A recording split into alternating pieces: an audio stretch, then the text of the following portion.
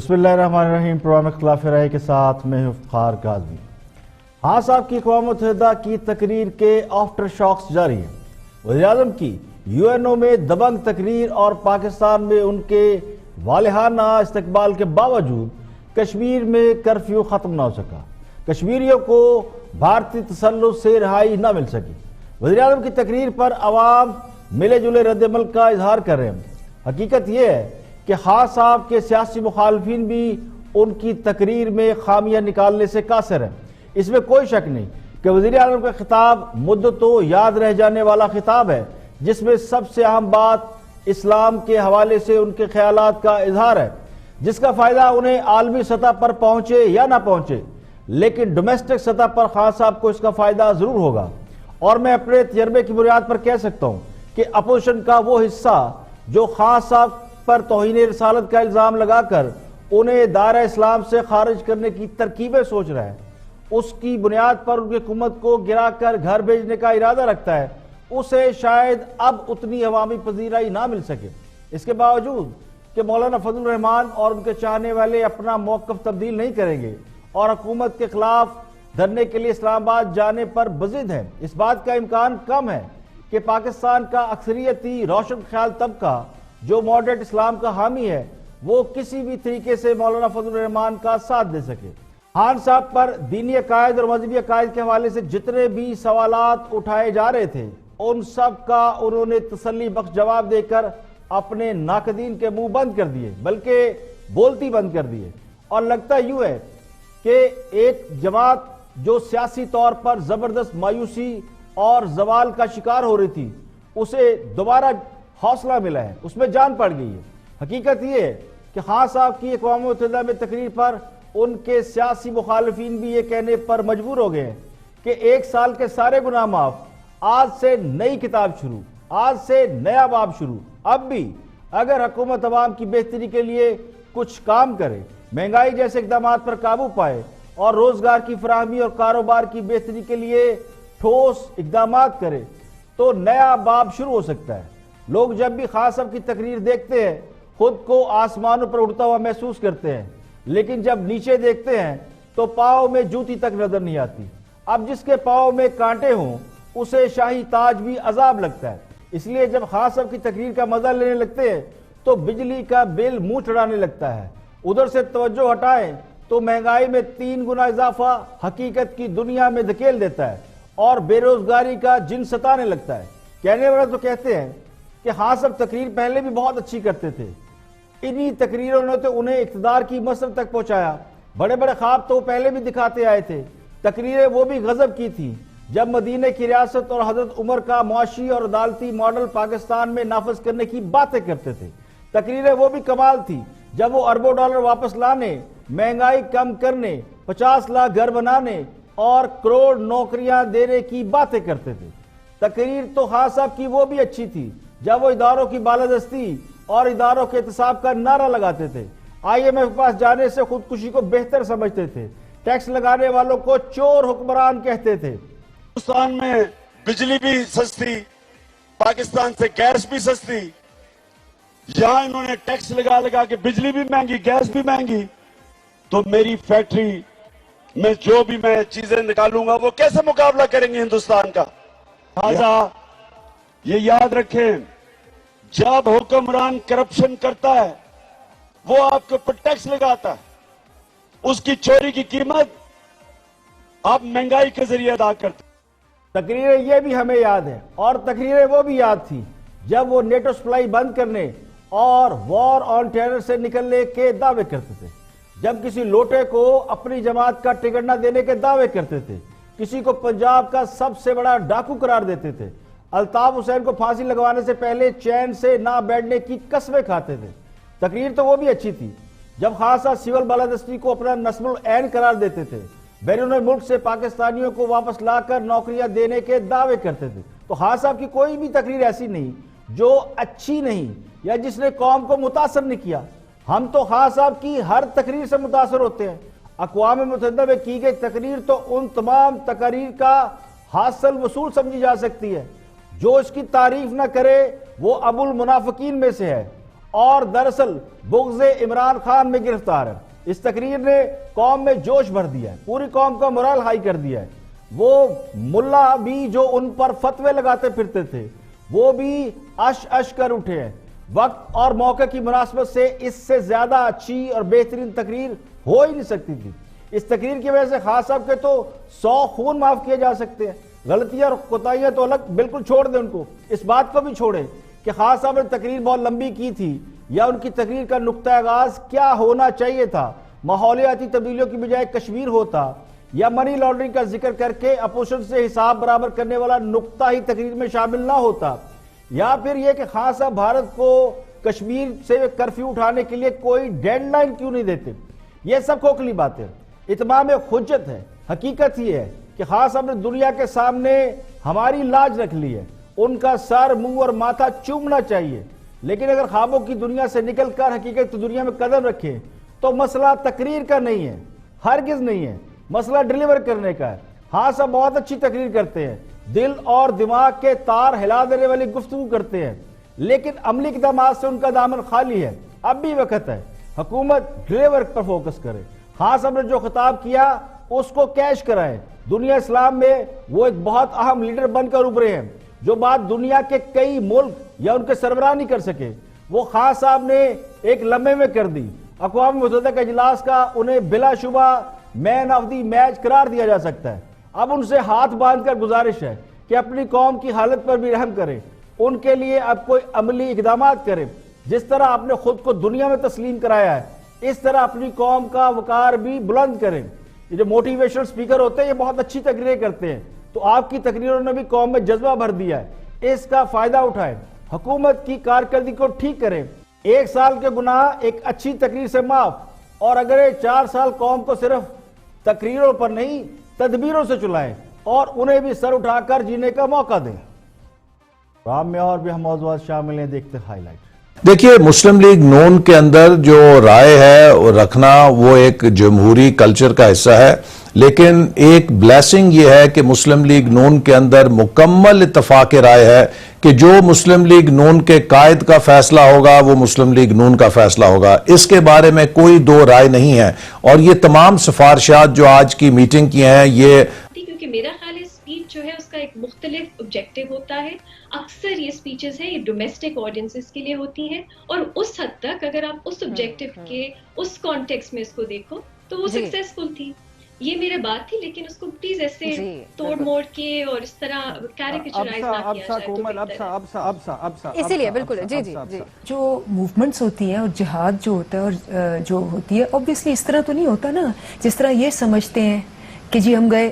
آپ کو پتہ ہے بے نظیر بھٹو صاحبہ کے ساتھ کیا ہوتا 1994 میں؟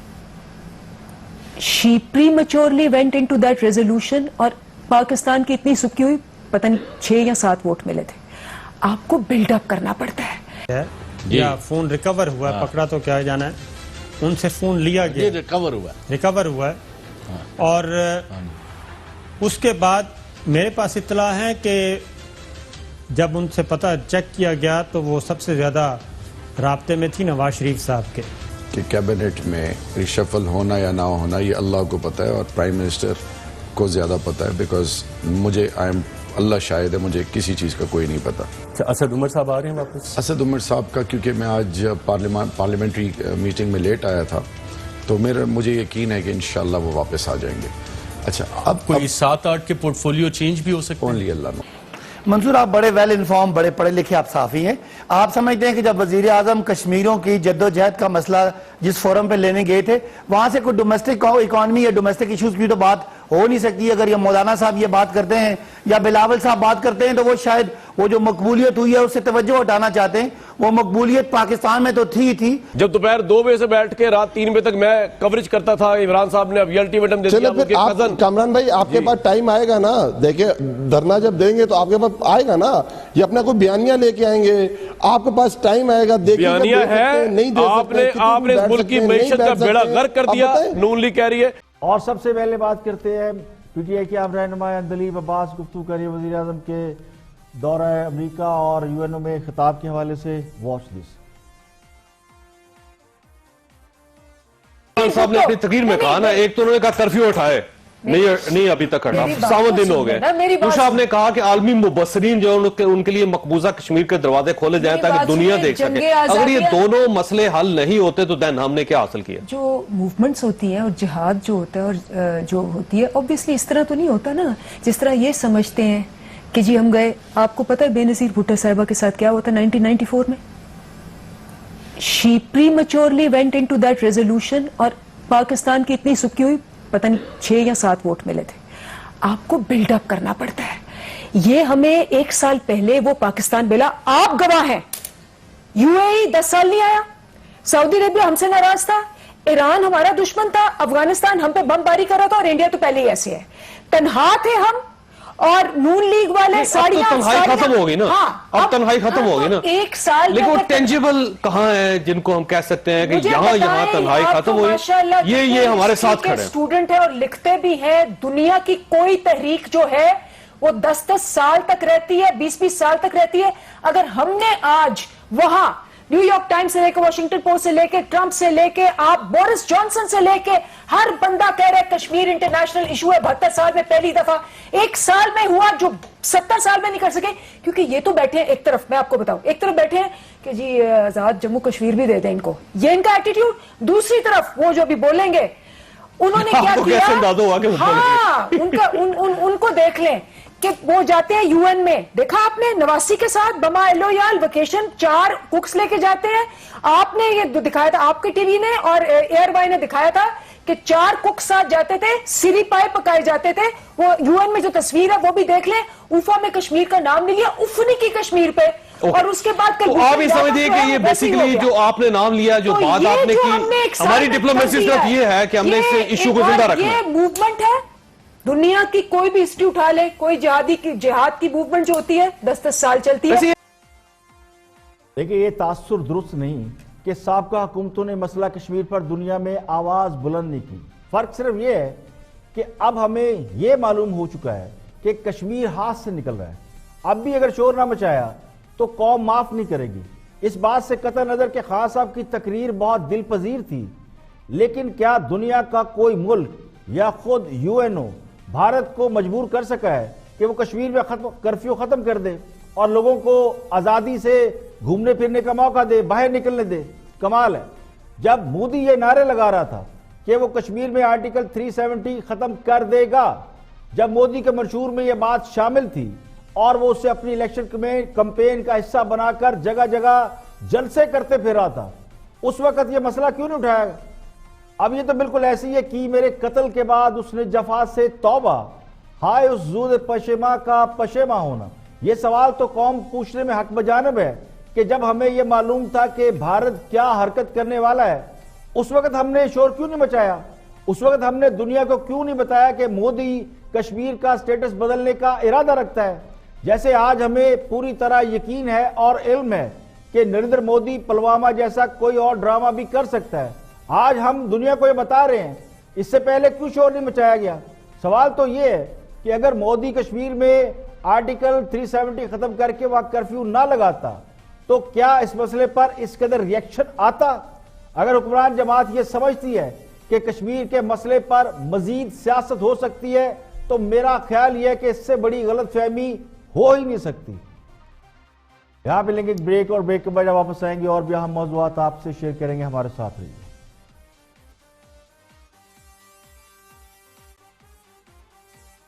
Welcome back. آپ دیکھ رہے ہیں پروگرام اختلاف رائے اور میں ہوں افتخار کاظمی. بریک کے بعد حاضر خدمت ہے مسلم لیگ نون کے رہنما شہباز شریف اور پیپل پارٹی کے چیئرمین جناب بلاول بھٹو کے درمیان کچھ دیر قبل ملاقات ہوئی. اس ملاقات کے حوالے سے مسلم لیگ نون کے رہنما احسن اقبال نے اپنے خیالات کا اظہار کیا اور بتایا کہ پیپل پارٹی اور نون لیگ میں اہم ملاقات ہوئی ہے اور کل نون لیگ کا وفد مولانا فضل الرحمان سے بھی ملاقات کرے گا اور آزادی مارچ کے حوالے سے لاہے عمل کو طے کرے گا. اس سے پہلے ان سے سوال کیا گیا شاہ زیب خانزادہ کے پروگرام میں کہ انہوں نے مسلم لیگ نون کے اندر مولانا فضل الرحمان کی آزادی مارچ کو لے کے ڈیفرنسز کیوں پائے جاتے، اس کا انہوں نے کیا جواب دیا. احسن اقبال. اتحادی تو بعد میں سوچیں گے، آپ کی اپنی جماعت میں یہ سب سوچنے لگے ہیں کیا؟ کیونکہ آپ کی جماعت میں ہی ڈیوائیڈ ہے. خواجہ آصف صاحب اس حکومت کے خلاف مولانا فضل الرحمان کے جو لانگ مارچ ہے اس میں سڑکوں پر آنے کو تیار نہیں ہے. شہباز شریف صاحب تو اس حکومت کے خلاف اپنے گھر سے نکلنے کو تیار نہیں ہے. تو آپ کی اپنی پارٹی کا ڈیوائیڈ ختم ہو گیا جو آپ اتحادیوں سے ایکسپیکٹ کیے ہوئے ہیں؟ دیکھیے، مسلم لیگ نون کے اندر جو رائے ہے رکھنا وہ ایک جمہوری کلچر کا حصہ ہے، لیکن ایک بلیسنگ یہ ہے کہ مسلم لیگ نون کے اندر مکمل اتفاق رائے ہے کہ جو مسلم لیگ نون کے قائد کا فیصلہ ہوگا وہ مسلم لیگ نون کا فیصلہ ہوگا. اس کے بارے میں کوئی دو رائے نہیں ہے. اور یہ تمام سفارشات جو آج کی میٹنگ کی ہیں یہ ہمارے قائد تک شہباز شریف صاحب لے کر جائیں گے اور ان کا بھی حتمی فیصلہ حاصل کریں گے. اور ایک فیصلہ جو ہمارے قائد جب کر دیں گے تو اس کے اوپر پوری مسلم لیگ نون کے اندر مکمل اتفاق ہے کہ اس کو پوری پارٹی اس فیصلے کو اون کرے گی اور اس پر کمر بستہ ہوگی. دیکھیں، کوئی مانے یا نہ مانے، نواز شریف نے جیل میں بیٹھ کر بھی یہ ثابت کر دیا ہے کہ نواز شریف سیاست میں ہوں یا نہ ہوں، جیل کے اندر ہوں یا باہر ہوں، فیصلہ نواز شریف کا چلے گا. اور یہ کسی بھی سیاسی جماعت کی سب سے بڑی کامیابی یہی ہوتی ہے کہ وہ مشکل وقت میں کس طرح بہیو کرتی ہے، کس طرح ثابت قدم رہتی ہے. مشرف دور میں جب نواز شریف کو جلا وطن کیا گیا تو اس وقت مسلم لیگ نون کے قدم ڈگمگا گئے تھے اور نواز شریف پیچھے مڑ کر دیکھتے تھے تو کوئی نظر ہی نہیں آتا تھا. لوگ سمجھتے تھے کہ نواز شریف انہیں چھوڑ کر چلے گئے ہیں. آج حالات مشرف دور سے بالکل مختلف ہیں. نواز شریف کی ثابت قدمی کے باعث ان کی جماعت بھی پوری طرح ان کے ساتھ کھڑی نظر آتی ہے. جن لوگوں کا خیال تھا کہ نواز شریف کو جیل میں ڈال دیں گے تو ان کی جماعت کے حصوں میں تقسیم ہو جائے گی، کسی تحریک چلانے کے قابل نہیں رہے گی. اور مسلم لیگ نون کے لوگ ویسے بھی تحریک چلانے کے شوقین نہیں ہوتے، ان کے لوگ باہر نہیں نکلیں گے، سزاؤں کے ڈر سے اپنی وفاداریاں بدل لیں گے، دوسری جماعتوں میں چلے جائیں گے. تو ان کو سخت مایوسی ہوئی ہے. حکومت کے خلاف تحریک چلانے کی خواہش رکھنے والی جماعتیں بھی نواز شریف کی طرف ہی دیکھ رہی ہیں اور ان کے جماعت کے لوگ بھی نواز شریف کی طرف دیکھ رہے ہیں کہ وہ کیا فیصلہ کرتے ہیں. تو اصل مقابلہ اب بھی نواز شریف سے ہے. اگر نواز شریف کے لوگوں کو یقین ہوتا کہ نواز شریف کرپشن میں پکڑے گئے ہیں یا ڈیل کر لیں گے تو اب تک ان کی جماعت ٹولیوں میں بڑھ چکی ہوتی. اس وقت سابق حکمران جماعت کے لوگ اور دیگر اپوزیشن جماعتیں بھی نواز شریف کے اشارے کے منتظر ہیں. اور نواز شریف اب بھی تیل دیکھو اور تیل کی دھار دیکھو کے فارمولے پر عمل پیرا ہے. اور مجھے یوں لگتا ہے کہ انہیں جیل سے باہر آنے کی بھی کوئی جلدی نہیں ہے. آگے بڑھتے ہیں اور ٹو دی پوائنٹ میں گفتگو کر رہے ہیں. تحریک انصاف کے اہم رہنما ہے اور حکومت کے ترجمان صداقت عباسی. صداقت صاحب ایک سوال صداقت صاحب ایک سوال یہ بتائیے گا، یہ آپ نے ابھی ایک لفظ استعمال کیا، یہ جو لیٹسٹ مقبولیت انہیں ملی ہے اس دورے کے بعد، یونائٹڈ نیشنز کے اس تقریر کے بعد، سر اس کے بعد یہ پاکستان کے مسائل حل ہونا شروع ہو جائیں گے آپ کے خیال میں؟ کیونکہ وہ جب واپس تشریف لائے، میں نے اپنے اوپننگ کے اندر بھی یہ بات کی تھی کہ جناب وزیر اعظم نے کہا کہ آپ نے گھبرانے کی ضرورت نہیں ہے.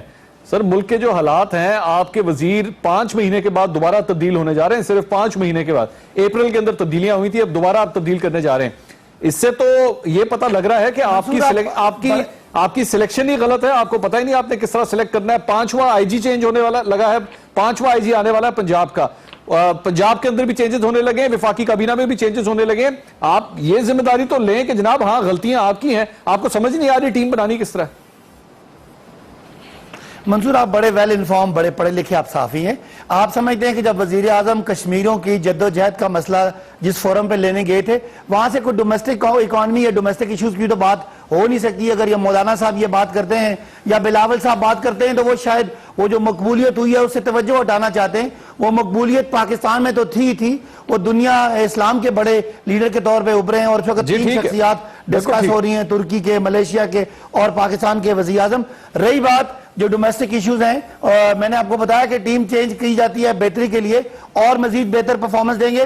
لیکن اگر آپ کہنا چاہتے ہیں کہ جو پہلے سال معیشت ہمیں ڈوبی ہوئی ملی تھی، جو ہمارے بالکل کچھ ہفتوں کے ریزرو رہ گئے تھے، جو اتنے بڑے بڑے خسارے کرنٹ اکاؤنٹ کے اور بجٹ کے تھے، وہ سارے ماشاءاللہ ہینڈل ہو گئے ہیں. کرنسی میں جو بہت بڑی فلکچویشن تھی وہ سٹیبلائز ہو گئی ہے، سٹاک مارکیٹ سٹیبلائز ہو گیا ہے.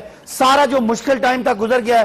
انشاءاللہ آگے اکانومی میں بھی بہت مثبت وقت آنے والا ہے. تو مشکل وقت گزر گیا ہے، اب کم مشکل ہوگا اور انشاءاللہ آنے والے وقتوں میں آپ کو نظر آئے گا کہ جو ایز آف ڈوئنگ بزنس میں پاکستان ٹاپ 20 ملکوں میں آ گیا ہے. اس سے انشاءاللہ انویسٹمنٹ بھی چلے گی, معیشت کا پہیہ بھی چلے گا, لیکن ساتھ ساتھ احتساب.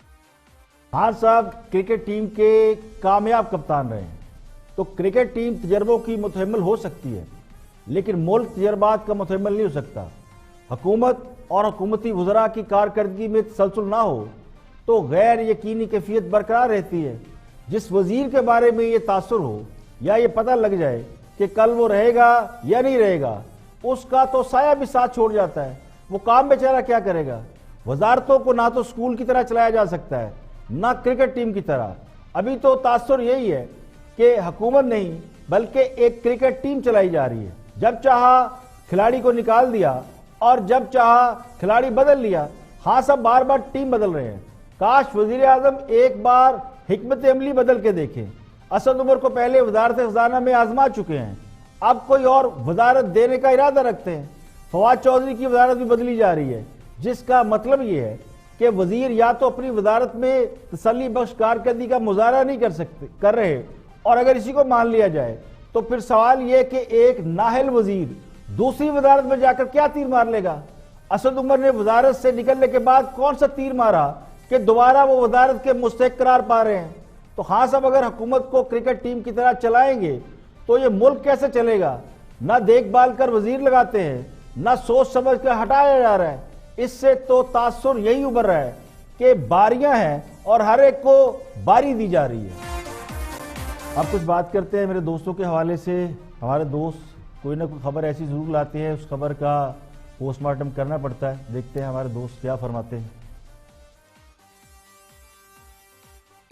یا فون ریکور ہوا ہے, پکڑا تو کیا جانا ہے, ان سے فون لیا گیا, ریکور ہوا ہے. اور اس کے بعد میرے پاس اطلاع ہے کہ جب ان سے پتہ چیک کیا گیا تو وہ سب سے زیادہ رابطے میں تھی نواز شریف صاحب کے. اور اس کے بعد کوٹ لکھپت, ادھر بھی فون تھا سنیں, ہاں جی, اور کوٹ لکھپت جیل گئے ہیں, اور کوٹ لکھپت جیل میں میاں صاحب سے بھی فون برآمد کر لیا گیا ہے. اور اب اس کو ڈیٹا جو ہے وہ ریکور فورینزک کرایا جا رہا ہے. جی, فورینزک اور ڈیٹا ریکور کیا جا رہا ہے, اور اس میں کافی پیغامات جو ہیں وہ نکلے ہیں اور مزید نکل رہے ہیں, اور کافی آپ کی اچھی خاصی ایک کتاب بن جائے گی اگر آپ کوشش کریں وہاں سے ڈیٹا لینے کی. نہیں, ڈیٹا اس میں کس کو کتنے پیسے دے اور کس سے کتنے پیسے لے, اور کس کو کتنے بندوں کا کہنا ہے, کس نے اسلحہ جمع کرنا ہے, کس نے کس جگہ فوج اور پولیس کے اوپر حملے کرنے ہیں, اور ان کے پورے منصوبے جو ہیں, اور فضل الرحمان کی آڑ میں جس کے پاس معصوم مدرسوں کے بچے ہیں, اور یہ ایک پوری جنگ کی تیاری کر رہے ہیں. کیونکہ نواز شریف اور اس کا جو یعنی اس کے جو لوگ ہیں ان کا ایک مقصد ہے کہ کسی طرح پاکستان کی فوج کو نیچا دکھایا جائے, جو کہ انڈیا کا بھی آپ کو پتہ ہے, اس میں کوئی دو رائے ہے ہی نہیں. جب بھی وہ منہ کھولتے ہیں اور ان کے آگے جو ہرکارے ہیں جو اپنے آپ کو ایتھیسٹ کہلانا پسند کرتے ہیں, جس طرح کی وہ زبانیں استعمال کر رہے ہیں عمران خان کی تقریر کے بعد, ان کو شرم سے ڈوب مرنا چاہیے کہ اسلامی جمہوریہ پاکستان میں یہ باتیں ان ٹیلی فونوں کی فورینزک کے بعد آپ کے پاس واقعی اتنا ڈیٹا ان کے خلاف آئے گا کہ آپ حیران ہو جائیں گے کہ یہ ملک کے اندر اور ریاستی ادارے ان قسم کے سانپوں کو کس طرح پال رہے تھے. اس میں چوہدری صاحب جو میرے پاس اطلاعات ہیں کہ اس میں کچھ ایسے میسیجز بھی ریکور ہوئے ہیں جو بیرون ملک اور کچھ ڈپلومیٹس کے ساتھ تھے, اور ان سے بھی کوئی اور ان کے ساتھ بھی رابطے تھے, اور ان سے بھی لائن لی بھی جا رہی تھی اور لائن دی بھی جا رہی تھی. یہ چیزیں بھی ان دونوں فونوں سے ریکور ہوئی ہیں. دیکھیں, مجھے اس میں کوئی حقیقت نظر نہیں آتی, کیونکہ میڈیا کے ایک حصے کا کام ہی نواز شریف کی بیشنگ ہے, تو یہ اسی کا تسلسل ہے. اگر نواز شریف کے فون سے اتنی اہم گفتگو ہاتھ لگ گئی ہے تو اسے منظر عام پر کیوں نہیں لایا جا رہا, صرف میڈیا ٹرائل پر ہی کیوں اکتفا کیا جا رہا ہے؟ میرے دوستوں کا دعویٰ یہ ہے کہ میاں صاحب اور ان کی صاحبزادی سے موبائل فون برآمد کیے گئے ہیں. ویسے تو آج کل کے دور میں قیدیوں کے پاس موبائل فون کا ہونا کوئی اچنبے کی بات نہیں ہے, موبائل کال کو ٹریس کرنا اور کال ریکارڈ کرنا بھی کوئی مشکل کام نہیں. اگر تو میاں صاحب اور مریم نواز کے پاس غیر قانونی طور پر موبائل موجود تھے تو پھر ذمہ داران کو فارغ کیوں نہیں کیا گیا؟ انہیں کیوں نہیں پکڑا گیا جن کی وجہ سے انہوں نے موبائل فون اپنے پاس رکھے گئے تھے؟ اس پر تو ان لوگوں اور اداروں کے خلاف بھی کارروائی ہونی چاہیے جن کی نااہلی کی وجہ سے باپ بیٹی میں مواصلاتی رابطہ ہو رہا تھا. اول تو یہ ممکن ہی نہیں کہ نواز شریف یا مریم نواز سرکار کی تحویل میں ہوں، جیل میں ہوں اور موبائل فون پر کھلے بندوں لوگوں کو پیغامات جاری کر رہے ہوں، پیغامات کا تبادلہ کریں جو آسانی سے ٹریس ہو سکتے ہیں، حکومت کے علم میں آ سکتے ہیں. سب کو پتہ ہے کہ موبائل ٹریس ہوتے ہیں، کال ریکارڈ ہوتی ہے اور یہ جدید ٹیکنالوجی کا حصہ ہے. تو یہ کہانی اس لیے گڑی گئی ہوگی. اس کے علاوہ ایک اور آپشن ہو سکتا ہے، یا تو میاں صاحب اور ان کی صاحبزادی کا مواصلاتی رابطہ حکام کی مرضی سے کرایا گیا ہو، یعنی ایک فون میاں صاحب کو دے دیا گیا ہو، ایک فون مریم کو، کہ آپس میں بات کر لیں اور کوئی آفر لگائی گئی ہو، دونوں کی فون پر بات کرائی گئی ہو اور بعد میں ناکامی پر فون واپس لے لی گئی ہوں. اس کے بعد اب ہمیں یہ داستان سنائی جا رہی ہے. یہاں پہ لیں گے ایک بریک اور بریک کے بعد جب واپس آئیں گے اور بھی ہم موضوعات آپ کے ساتھ شیئر کریں گے. ہمارے ساتھ رہیے. Welcome back. آپ دیکھ رہے ہیں پروگرام اختلاف رائے اور میں ہوں افتخار کاظمی. بریک کے بعد حاضر خدمت ہے. گفتگو ہو رہی ہے وزیر اعظم کے دورہ UNO کے حوالے سے اور ان کی تقریر کے حوالے سے ڈیبیٹ جاری ہے. جیسے میں نے آپ کو کہا کہ آفٹر شاکس آ رہے ہیں، مختلف لوگ مختلف پوائنٹ آف ویو کا اظہار کر رہے ہیں. رپورٹ کارڈ میں ریما اور ارشاد بھٹی میں مباحثہ ہو رہا ہے. دیکھتے ہیں کیا فرماتے ہیں. کیونکہ میرا خیال ہے اسپیچ جو ہے اس کا ایک مختلف آبجیکٹو ہوتا ہے. اکثر یہ اسپیچز ہیں یہ ڈومیسٹک آڈینسز کے لیے ہوتی ہیں اور اس حد تک اگر آپ اس آبجیکٹو کے اس کانٹیکسٹ میں اس کو دیکھو تو وہ سکسیسفل تھی. یہ میرے بات تھی لیکن اس کو پلیز ایسے توڑ موڑ کے اور اس طرح کیریکیچرائز نہ کیا جائے. اسی لیے بالکل جی جی جی اب سر نہیں میں نے پوری سنی. میں نے ان کی طرح نہ انسلٹ فیل کی، نہ میں نے مائک ہٹایا، بلکہ ان کی پوری گفتگو عزت و احترام سے سنی. صرف میں 4 باتیں کہہ رہا ہوں. 4 باتوں پہ عمران خان نے بات کی. ماحولیات کیا کس کا موضوع ہے اس وقت؟ پوری دنیا کا. منی لانڈرنگ کس کا موضوع ہے؟ پوری دنیا کا، ہمارا انٹرنیٹ. اسلاموفوبیا کس کا موضوع ہے؟ پوری دنیا کا، جو ہم بدنام ہو رہے ہیں. کشمیر کس کا موضوع ہے؟ جس پر وہ گئے تھے اور جس پر انہوں نے بات کی. صرف سمپل سی بات ہے. اور کیا وہ 4 پوائنٹ ہوتے جس پر عمران خان صاحب بولتے تو دنیا کا ضمیر چینج ہوتا ہے. دنیا کا ضمیر تقریروں سے چینج نہیں ہوتا، لیکن عمران خان صاحب نے تقریر کی اور کمال کی اور پوری دنیا کا. لیکن ٹھیک ہے، آپ دونوں کا واضح اس کے اوپر موقف ہے. ٹھیک ہے جی. ان کی آڈینس جو ہے جن کے لیے انہوں نے اسپیچ کی وہ ڈومیسٹک ہے اپنی کنسٹیچوئنسی کے لیے، تاکہ لوگ جو ہے خوش ہو. کیسے آپ کہہ سکتی ہیں کہ وہ ڈومیسٹک ہے؟ کیسے کہہ سکتی ہیں؟ کوئی مثلا کیسے یہ 4 موضوع ڈومیسٹک؟ ہمیں ماحولیات سے کیا لگے؟ ہمارا کیا ماحولیات؟ اسلامی دنیا میں ماحولیات یہ تو ادھر چل رہا ہے. منی لانڈرنگ سے ہمیں کیا لگے؟ یہ تو ان کے ملک ہے. کشمیر کا تو ہم ادھر پوری دنیا کو فرق پڑتا ہے. کیوں نہیں ہے؟ کیسی بات ہم یہاں درخت لگا رہے ہیں پاکستان میں، پڑتا ہے فرق بھٹی صاحب؟ کیوں نہیں پڑتا؟ ہماری اثرات بھی ہمارے ریجن میں ہماری پرائورٹی میں نہیں ہے. یہ پرائم منسٹر کی پرائیورٹی بھی ہے پاکستان میں. الیکشن سے پہلے بھی وہ بات کرتے ہیں، اس کے بعد بھی مظہر صاحب کی طرف جائیں گے. ریما آپ نے بالکل کلیئر کر دیا. آپ کہہ رہی ہیں ڈومیسٹک آڈینس کے لیے تھی اور وہ اس پہ کامیاب بھی رہے. مظہر عباس صاحب آپ کچھ ایڈ کرنا چاہ رہے ہیں؟ پھر نیائی صاحب کی طرف جائیں گے. نہیں کوئی ڈومیسٹک آڈینس کے لیے نہیں تھی. یہ آپ سویپنگ سٹیٹمنٹ نہ دیں پلیز.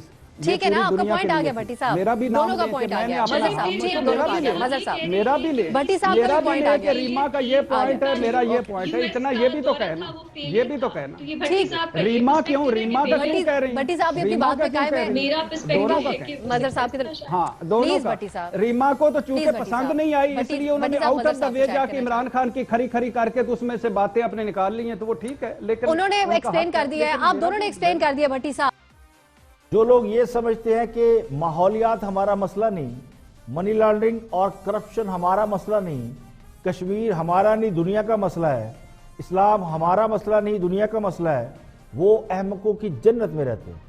ہاں صاحب نے UNO میں جن نکات پر تقریر کی بلا شبہ وہ دنیا کے لیے تھی، لیکن اس سے پاکستانی متاثر نہیں ہوئے، یہ کہنا ٹھیک نہیں ہے. کشمیر دنیا کا مسئلہ نہیں ہے، ورنہ اسے دنیا کے دیگر ممالک اٹھاتے، UNO میں اس پر کھلی بحث ہوتی، دنیا مودی پر دباؤ ڈالتی، بھارت سے کاروبار اور لین دین بند کرتی، تو مودی کو آٹے دال کا بھاؤ معلوم ہو جاتا. کیا کسی ایک ملک نے بھی مودی کا حقہ پانی کشمیر کی وجہ سے بند کیا؟ اگر کیا ہوتا تو اب تک کشمیر میں کرفیو اٹھ چکا ہوتا اور معاملات مختلف ہو چکے ہوتے. تو یہ بات ہمیں سمجھ لینا چاہیے کہ کشمیر از آور پرابلم، ہمارا مسئلہ ہے، جس پر ہم نے اقوام متحدہ میں کھڑے ہو کر نیوکلیئر وار کا خدشہ ظاہر کیا. تو دنیا کے لیے یہ پوائنٹ آف کنسرن ہو سکتا ہے، لیکن اس پر وہ ری ایکشن نہیں آیا جس کا خدشہ ظاہر کیا جا رہا تھا. انوائرمنٹ کا ذکر خان صاحب نے اس لیے کیا، ماحولیات کا، کہ خان صاحب نے ماحولیات پہ بہت کام کیا، بلین ٹری. خیبر پختونخوا میں انہوں نے اربوں درخت لگائے ہیں اور بلین ٹری منصوبہ ان کا ایک ڈریم پروجیکٹ ہے اور دنیا سے اس کا داد لینا بنتا ہے. لیکن شاید دنیا بھی حساب لگا رہی ہے کہ 10 ارب درخت اتنی مدت میں لگ بھی سکتے ہیں یا نہیں. دین کے حوالے سے بات کر کے انہوں نے خود پر لگنے والے الزامات کو دھو دیا ہے. دیکھیں سب سے زیادہ خان صاحب پر الزام لگ رہے تھے، اب جو لوگ انہیں اسلام کے نام پر اقتدار سے باہر پھینکنے کا سوچ رہے تھے ان کی کوششوں کو دھچکا لگا ہے، بلکہ بلاک ہو گیا. تو بنیادی طور پر خان صاحب کی تقریر buy one get one free یا ایک تیر سے 2 شکار تھی، لیکن شاندار تھی. لوگ خواب خواہ اس میں خامیاں تلاش کر رہے ہیں. آگے بڑھتے ہیں. وزیر اعظم کے معاون خصوصی ہے علی نواز ایوان گفتگو کر رہے ہیں آن دی فرنٹ میں، اور اپوزیشن کی تحریک پہ بات کر رہے ہیں کہ اپوزیشن آزادی مارچ کرنا چاہتی ہے، اس کے حوالے سے گفتگو کر رہے ہیں علی نواز ایوان. سنتے ہیں. مجھ سے بھی باہر ایک پارلیمنٹ سے نکلا تو مجھے کسی نے سوال کیا کامران بھائی کہ انہوں نے کہا کہ جو خان صاحب کی تقریر تھی اس کا کس کو فائدہ ہوا. میں کہا پاکستان کو ہوا، اسلام کو ہوا، کشمیری مسلمانوں کو ہوا، بٹ جو سب سے زیادہ نقصان وہ انڈیا کو ہوا، مولانا فضل الرحمان کو ہوا. کیسے؟ تو باقی یہ جو اپنی تحریک چلانا چاہتے ہیں ڈیموکریٹکلی آپ بالکل آئیں جی، بالکل ان کا رائٹ ہے پروٹیسٹ کرنا، آئیں بالکل دھرنا دینا چاہتے ہیں دھرنا دیں، پالیسیز پہ کرٹیسائز کرنا چاہتے ہیں پالیسیز پہ کرٹیسائز دیں، سولوشن دینا چاہتے ہیں سولوشن دیں. We are welcoming them. اچھی بات ہے جی، بالکل آئیں، ان کا رائٹ ہے. یہ سولوشن نہیں دے رہے، وہ آ رہے ہیں اسلام آباد میں جس طرح آپ آئے تھے. آپ کو تو سپورٹ کرنا چاہیے، تو آپ سے سیکھیں سارے. یہ کہاں نون لیگ بیچارے والوں نے کبھی دھرنا دیا، کہاں یہ کبھی مولانا فضل الرحمان شریف آدمیوں نے کبھی دھرنے کا سوچا. یہ تو آپ نے 122 دن ایسی ٹریننگ دی ہے، ہمیں بھی عادت پڑ گئی، ہمارا بھی دل کر رہا ہے. وہ 122 دن کہاں گئے جب دوپہر 2 بجے سے بیٹھ کے رات 3 بجے تک میں کوریج کرتا تھا. عمران صاحب نے اب یہ الٹیمیٹم دے دیا. پھر آپ کامران بھائی آپ کے پاس ٹائم آئے گا نا، دیکھیں دھرنا جب دیں گے تو آپ کے پاس آئے گا نا، یہ اپنا کوئی بیانیہ لے کے آئیں گے، آپ کے پاس ٹائم آئے گا. بیانیہ ہے، آپ نے اس ملک کی معیشت کا بیڑا غرق کر دیا. نون لیگ کہہ رہی ہے آپ نے کہ لیڈروں کو ناجائز جیلوں میں ڈالا ہے. مریم نواز صاحبہ فریاد عورتوں کو بھی چھوڑا. اگر اس میں مجھے ایک بات بتائیے گا، اگر ہم 1 سال اگر میجر کرتے ہیں تو نون لیگ جس چیز پہ دھرنا دینے جا رہی ہے 10.8% ان کی مہنگائی ہوئی تھی پہلے سال میں. ان سے پوچھیں کہ جو بجلی کے ریٹ پیپلز پارٹی چھوڑ کے گئی تھی وہ 7 روپے چھوڑ کے گئی تھی، 13 روپے پہ لے گئی. نہیں وہ اس پہ نہیں کرنا چاہ رہے، وہ کہہ رہے ہیں جو آپ نے ناجائز گرفتاریاں کی ہوئی ہیں ان کی خواتین کی، لیڈرز کی اور ان کے مرد لیڈرز کی، وہ اس کے لیے نکلیں گے سیاسی جہاد کرنے. ان کا عدم اعتماد ہے سپریم کورٹ کے اوپر، ان کا عدم اعتماد ہے آپ کے لیگل سسٹم کے اوپر، تو اس کے اوپر دھرنا دیں گے. اگر یہ سمجھتے ہیں کہ گرفتاریاں غلط ہوئی ہیں تو یہ سمجھ لیگل سسٹم غلط ہے. شاہ لطیف صاحب یہ سمجھتے ہیں جو سپریم کورٹ مجھے تو لگتا ہے کہ ان کے پاس وہ سپریم کورٹ کے باہر دھرنا دیں. ان کے پاس وہ لباس جوڈیشل کورٹ سے غلط خلاف ورڈکٹ دیے ہیں، کنوکٹ کیے ہیں. علی بھائی آپ بڑے اوور کانفیڈنٹ ہوئے، بڑے اوور کانفیڈنٹ ہوئے. اور ایک کامران بھائی ایک اور جی بھائی ایک دھرنا یہ پاناما لیگ جہاں سے اوریجن ہوئے ادھر دیں. اور دوسرا سوال یہ ہے کہ کیا حکمران جماعت نے نواز شریف کے دور میں دھاندلی کے خلاف الیکشن کمیشن کے باہر دھرنا دیا تھا؟ کیونکہ مسئلہ تو 4 حلقے کھولنے کا تھا. کیا اس وقت عدالتیں ادارے موجود نہیں تھے؟ اگر وہ انصاف مہیا کر رہے تھے تو اس وقت عدالتوں کی بجائے حکومت کے خلاف دھرنا کیوں دیا گیا؟ تو حکمران جماعت کا یہ استدلال غلط ہے کہ اپوزیشن کو اداروں کے خلاف دھرنا دینا چاہیے. اپوزیشن کے پاس حکومت کے خلاف تحریک چلانے کے لیے ایک نہیں درجنوں جواز موجود ہیں، اور یہ جواز حکومت نے خود فراہم کی ہے. اپوزیشن کا اس میں کوئی کارنامہ نہیں ہے. سب سے بڑا جواز حکومت کی گورننس کا ہے، کارکردگی کا ہے، ترقی کی شرح میں کمی ہے، روزگاری میں بے روزگاری میں اضافہ ہے، بڑھتی ہوئی مہنگائی ہے جو کم ہونے کا نام نہیں لے رہی. اس کے علاوہ نہ تو حکومت اب تک کوئی ٹھوس معاشی پالیسی انٹروڈیوس کرا سکی ہے، نہ ہی کوئی شارٹ ٹرم یا مڈ ٹرم پلان دکھائی دیا ہے، نہ لانگ ٹرم پلان ہے. الیکشن میں مبینہ دھاندلی کا جواز ابھی تک موجود ہے. احتساب کا عمل جو سب سے بڑا خان صاحب کا دعویٰ تھا کہ ٹرانسپیرنٹ احتساب ہوگا، اس میں بھی ون وے ٹریفک چلانا حکومت کے خلاف گیا ہے۔ خان صاحب نے احتساب اکراس دا بورڈ کا نعرہ لگایا تھا جس پر خود سپریم کورٹ کو تحفظات کا اظہار کرنا پڑا۔ تو خان صاحب اس کے علاوہ ابھی تک اپنی ٹیم نہیں بنا سکے، وزراء بار بار بدلے جا رہے ہیں، آئی ایم ایف کی ٹیم لگا کر معیشت کو سنبھالنا پڑ رہا ہے۔ تو اپوزیشن کی پٹاری میں بہت کچھ ہے اگر وہ تحریک چلانا چاہیں، لیکن اپوزیشن بھی ڈر رہی ہے کہ حکومت حالات کو جس مقام تک لے آئی ہے ان حالات میں کسی اور سیاسی جماعت کا اقتدار میں آنا ٹھیک رہے گا یا نہیں۔ اگر موجودہ حکومت کسی بھی وجہ سے گھر چلی جاتی ہے تو اگلی حکومت جس کی بھی آئے گی اس کے لیے کیا مشکلات کم ہوں گی؟ اس کے لیے مشکلات اس سے بھی زیادہ ہوں گی۔ تو اپوزیشن کے ہاتھ صرف مہنگائی نہیں بلکہ جو اصل مسئلہ ہے اپوزیشن کا وہ یہ ہے کہ بلی کے گلے میں گھنٹی باندھے گا کون؟ آج کے لیے اتنے، کل پھر حاضر ہوں گے مزید خبروں، تبصروں، تجزیوں کے ساتھ۔ پروگرام اختلاف رائے سے افتخار کاظمی کو اجازت دیجیے۔ اپنے فیڈ بیک سے آپ ہمیں ضرور آگاہ کیجیے گا اور اپنا بہت بہت خیال رکھیے گا۔